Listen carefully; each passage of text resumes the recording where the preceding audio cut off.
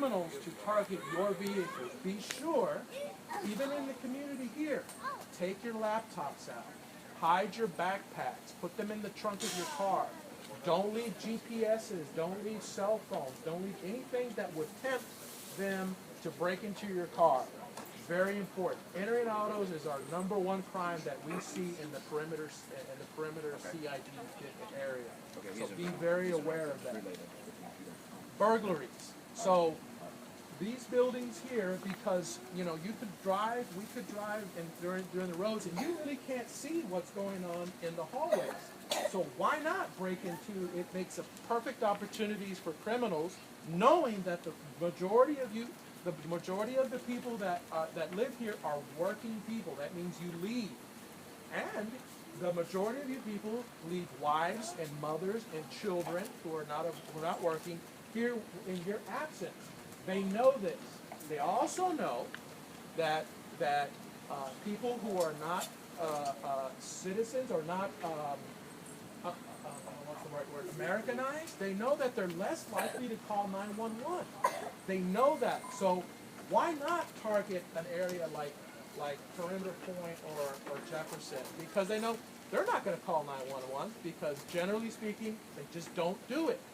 So we want to change that mentality with you all. Call 911, tell your wives and your mothers, whoever's here while you go to work, if you see something suspicious, if you see something that's not right, if you hear something that's not right, don't call me, don't call husband at work to tell me about it, call 911 first. And we still have issues with that. We've had incidents here recently where we get a call from the husband or the brother who's at work to tell us about something that's happening here. Don't do that. That delays our response. So encourage your wives, your children, anybody who's home while you're away to call 911 directly and immediately to let us know what's going on. So what if they call 911 to report something suspicious and it turns out to be nothing? Okay, that's fine. We want you to call 911. We don't mind. We like to be called to areas because it gets us out here. Even if, well, hello, my name is whoever it may be, Mary, and I would like a patrol officer to ride through here because I see a suspicious van or a moving truck. I've never seen them. I don't think, could you send an officer to drive by?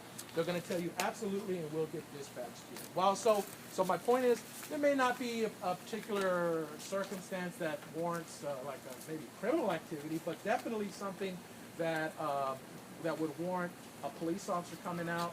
So encourage them to call us. So please share that with those who are not here now. So springtime, summertime, uptick in crimes, burglaries, entering autos. So what can you do to minimize some of these things? Shanker and I, in the previous meetings, we encourage you guys to, I hope I brought it. No, I didn't. I don't remember if there's alarms, permanent alarm system in the apartments. Are there permanent deactivated alarms? Yes. But they're not activated. The majority are not monitored. Yes. But it does chime when it comes in. Does it do that? No, some do. Some. Okay. Well, they sell at Home Depot or Lowe's. They sell these non-monitored door and window alarms. And what it does, I think Shanker's got one. I have some in my home. I don't have a monitored alarm. So what it allows you to do, even if you're home or not home, it allows you to stick it to the door, and you could turn it on, leave, and it's going to activate. So that means if somebody goes in just a matter of a few seconds, it's going to make a lot of noise. A lot of times we found that in itself will scare off a burglar. It will scare off and it alerts people, hey, I hear somebody's alarm going off. And it causes people to look. So it is very inexpensive. You can get 2 for $19. I actually printed it up. I didn't bring it. They're called Doberman. The manufacturer's called Doberman. I don't know. Raise your hand if you have something like that already. I know Shanker does. If you have some, I would encourage you to do that because we found that it works. And you can even install them on windows. How many of you live on the ground floor? Meaning, okay, that's another inherently risky thing to do. I know some of you don't like taking stairs, so there's benefits to that. But from a criminal aspect, it could make breaking into your home even more easy. Be sure for those people who live on the ground floor that you close your blinds after you leave, and check your windows. Be sure that they're secure. Burglars and criminals are lazy people. They're going to want to get into your home or your house with as least amount of force necessary. So be sure to lock your doors and lock your windows.